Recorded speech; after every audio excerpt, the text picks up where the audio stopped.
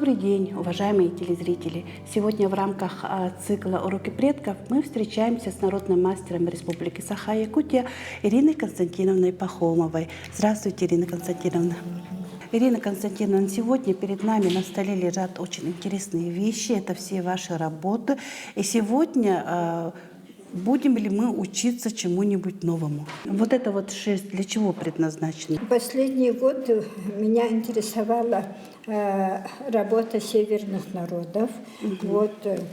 Все северные народы знают, где находится, на каком месте находится вот эта шерсть. Это называется подшейные волосы северного оленя. Вы видите, она не очень длинная, самая длинная где-то 15 сантиметров, 12, и даже есть вот такие по 10 сантиметров. Я последние годы шила из этого меха, из подшейных волос, научила очень многих вышиванию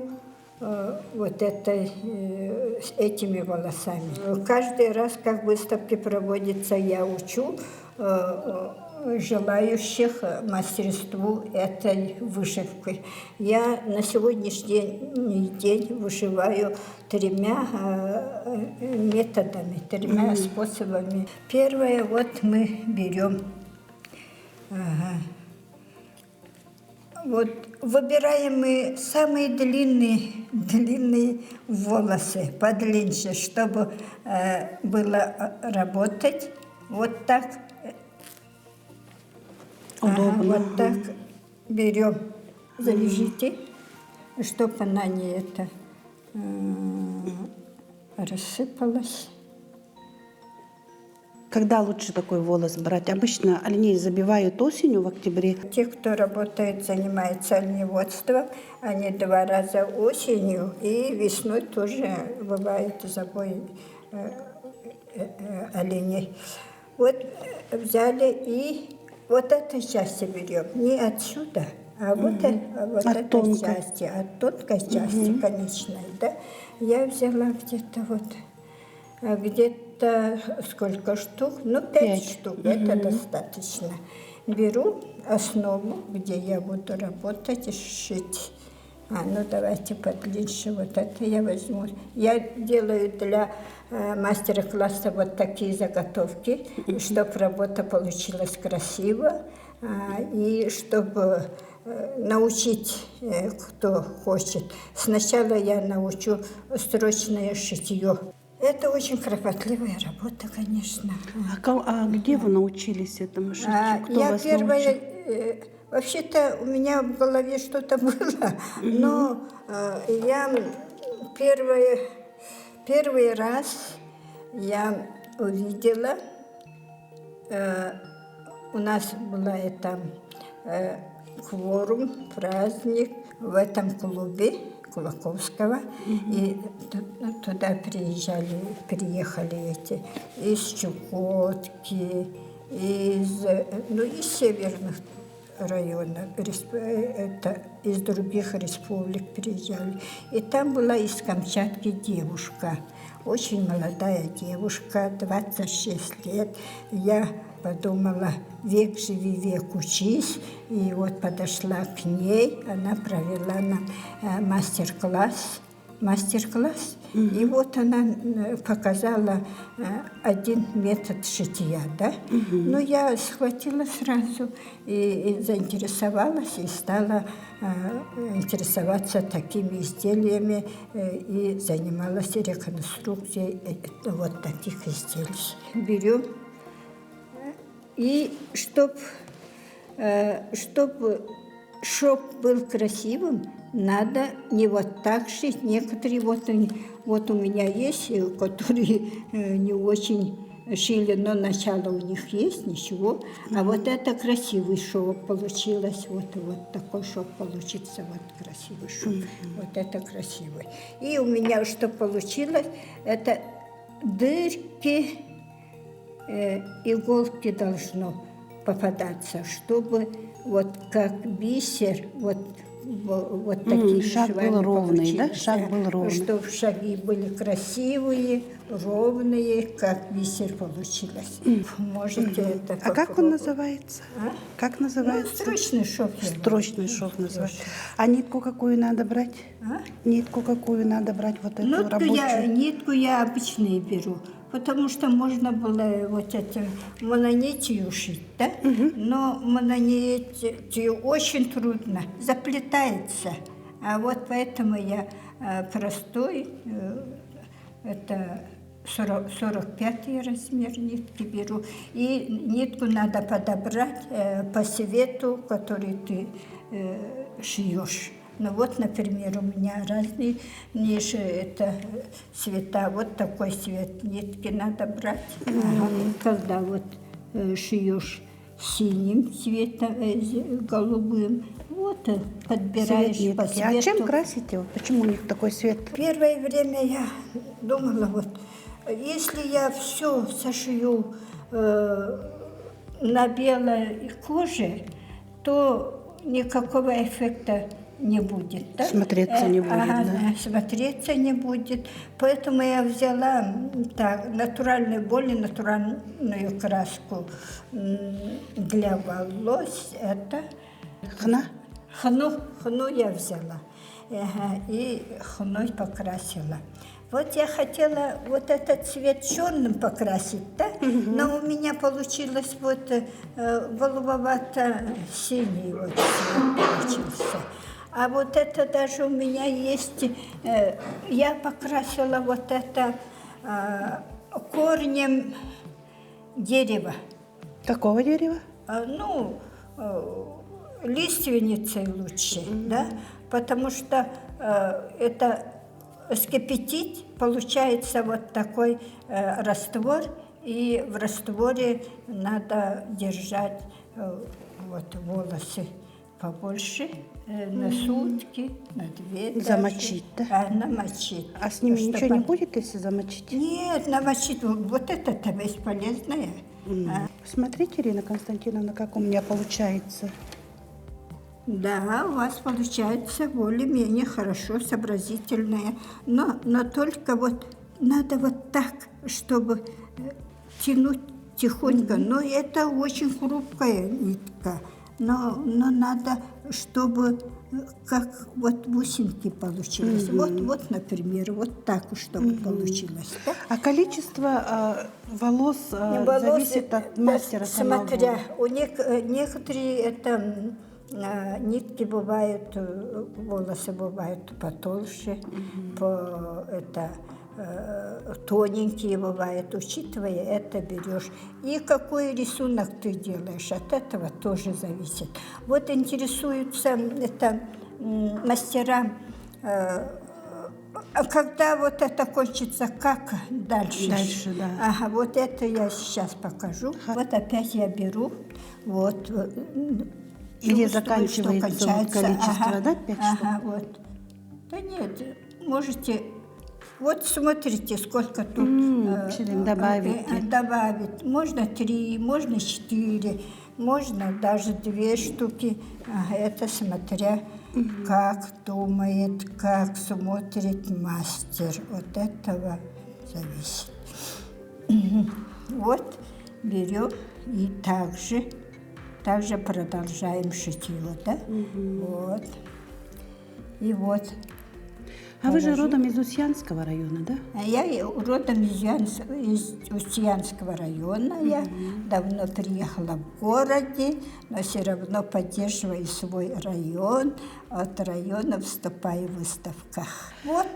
Вот и сделали подлиннее. И потом опять кончается. Опять. Вот так, Добавляем. таким же образом добавляешь. Вот. А сколько стаж у вас именно вот вы шьете?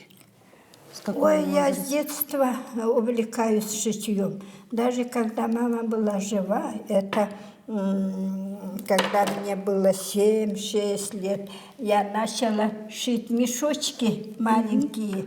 Вот это мама мне давала ткани. Я шила и соседям раздавала. Вот так у меня началось увлечение шитью. Как себя помню, шью. Все время мама шила тарбаза. У меня 3 брата было. Тарбаза, куруму, тарбаза, все. И шапки шила. В основном это для работы, рукавицы, все шила. Вот так и жили раньше. Сейчас мастера, перед ними стала задача, что увековечить культуру народов севера и разных народов, которые живут в нашей республике. По всем улусам, районам почти есть группы, которые занимаются вот этим увековечиванием культуры нашего народа.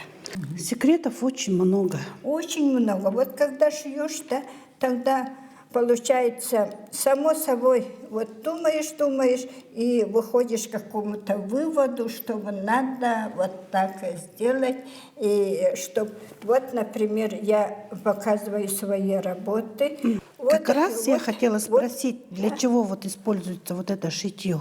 И смотрю, что здесь вот оно как раз и используется в этом случае. Да? Вот это один вид, это строчный, да? Вы научились хорошо. Понравилось? Да, мне понравилось. Вот если вы будете долго вот этим заниматься, еще разные методы вышивки выйдут. Вот, например, это называется трутница. Трутница по-русски, да? Ага. И вот где она используется? Она очень полезная для охотников, для северного народа. Прицепляется к поясу. Ага.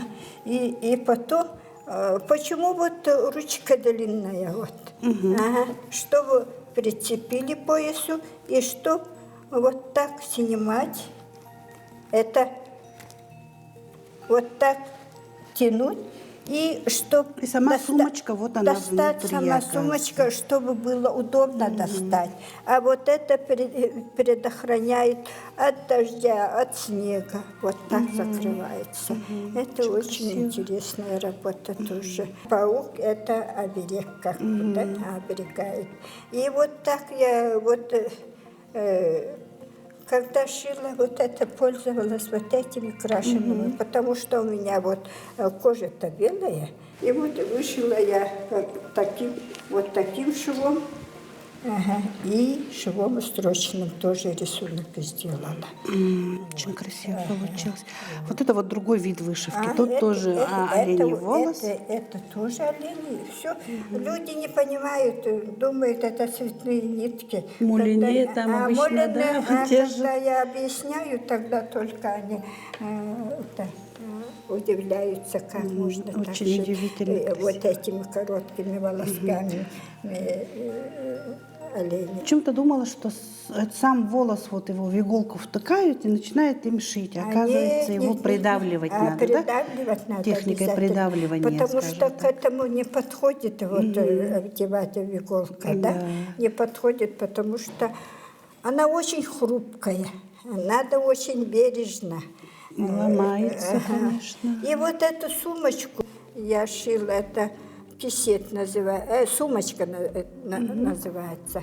Она вторая половина 19 века. Это музейная это музейная реконструкция. Это тоже реконструкция.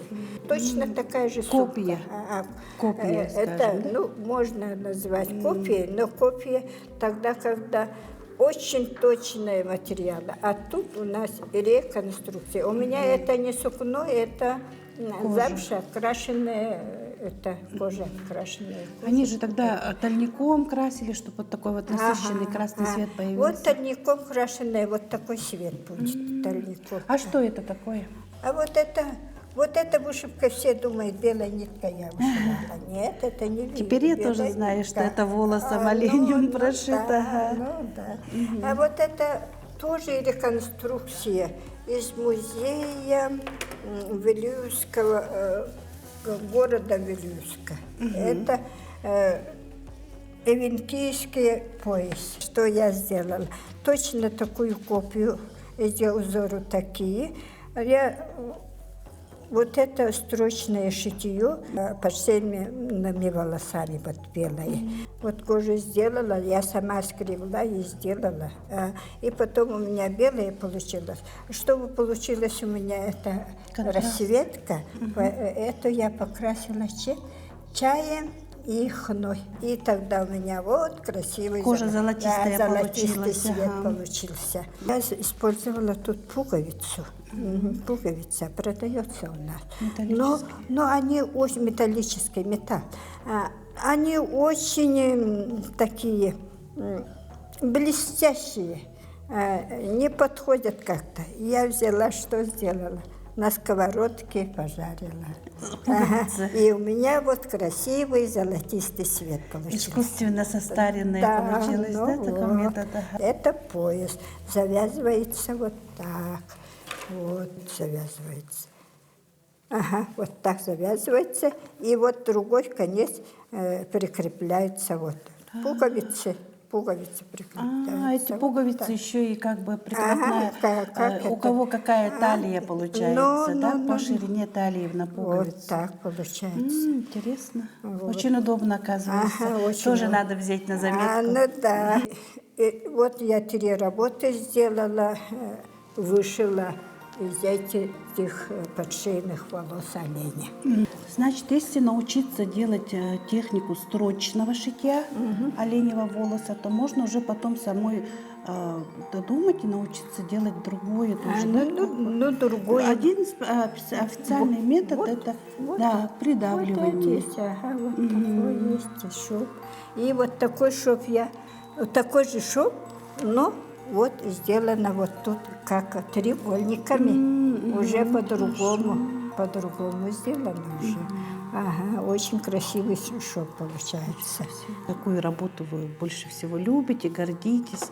Оригинальная, может быть, у вас какая-то? Есть большие работы. Это последние годы я вот в этом году я сделала почти вот это. Это в 22-м году, а вот эти работы я сделала в этом году. Ага, в этом году. Маленькие работы. До этого я под руководством тоже моего руководителя я шила 3 костюма реконструкция музейной работы. Это костюм имеет капор, передник, хухлянку, и это обувь тоже имеет. Авенский костюм. Это эвенкийские работы. Эвенкийские. Я вижу на столе еще что-то интересное с коготками лежит. А что это? Я взяла,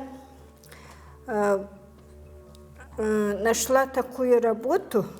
В этом тоже ученый человек, изучающий много традиционную культуру. Это Иванова Унарова Зинаида Ивановна. Вот она выпустила очень большой альбом, каталог-альбом, и там я нашла вот такую работу. Это из шкур ножек птицы. Почему сохранено, там прямо написано, что это когти оберегают, как оберег служат. Поэтому сохранили. Вот это кисет там написано было. Сумочка имеет 2 кармашки. Вот 2 кармашки. Вот планки, да, которые между пальцами. Вот. И 2 кармашки получилось. Трубку можно всякую, то, что нужно, мелкие можно. А можно попробовать? Да? Пожалуйста. Вот. Это кожа. А как выделывается такая кожа? Обычно я выделывала обычным способом. Массу положила, это оставила, что немножко там намочилась и потом выделала. Ну, это большая птица получается, раз Это такие. очень большая птица, но я даже боюсь назвать, но там это каталоги точно такое же было. Поэтому мне посчастливилось найти вот ноги. Это сумка из ушей оленя. Из Вот ушек оленя. ушки оленя. Я заказала оленеводу, который мне учился. Это мой ученик. Я ему заказала, вот когда вы сдаете мясо, когда вы это происходит, как называется это? Забой. Забои. Вы мне, пожалуйста, отправляете голову, говорю. Вы же голову, может, сдаете, может, но мне. Он мне очень много отправил, и я сняла вот ушки и шила это. Даже ушки можно, оказывается, Даже шить, да? ушки выделывала. И вот и здесь еще что есть. Это ушки, а вот это покрепче. Вот нос. Из носа. И вот я про капор расскажу. Этот капор у меня шито из шкуры молодого оленя. Из шкуры молодого оленя, вот, И рисунки, конечно, северные, вот северные, И вот разукрашено вот. А вот это белый мех. это Белый писец. писец. И вот, чтоб иногда оленеводы и вот северные народы вот так носят. Вот когда весной, осенью, когда теплые дни, они носят вот так носят. Да еще, вот так носят. Ну, очень красиво Очень получается. красиво. И тепло. И внутри тоже мех, пыжик. Это пыжик, олененка. Если говорить о такой шапке капор, то получается, что все шапки у нас на севере, венков и вен, все на основе этого капора. Ну, на основе этого Даже капора. летние. Потому что у всех северных народов есть вот такая шапка. Еще, как я сказала, вот веревочка, да, вот это, из робдуги оленя, они, еще можно, вот как я сказала, длинную вот такую веревочку делать, да, и вот так тоже одевают, когда холодно, вот так. Вот я вижу, что вы и выкройку принесли, да, для И этой шапки. вот когда я провожу мастер-класс, я всем раздаю вот такую, как называется? Выкройку. Выкройку я раздаю. Вот это...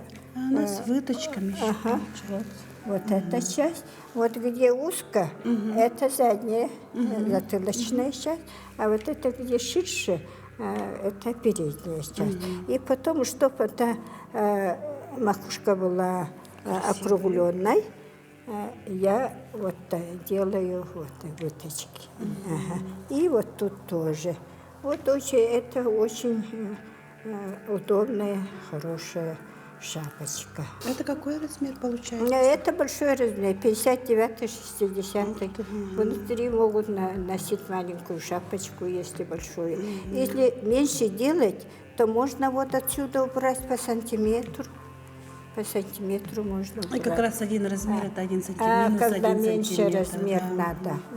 Это сам-то это большой размер, выкройка-то. Фантазия и терпение, и чувство создания красоты. Красота всегда властвует.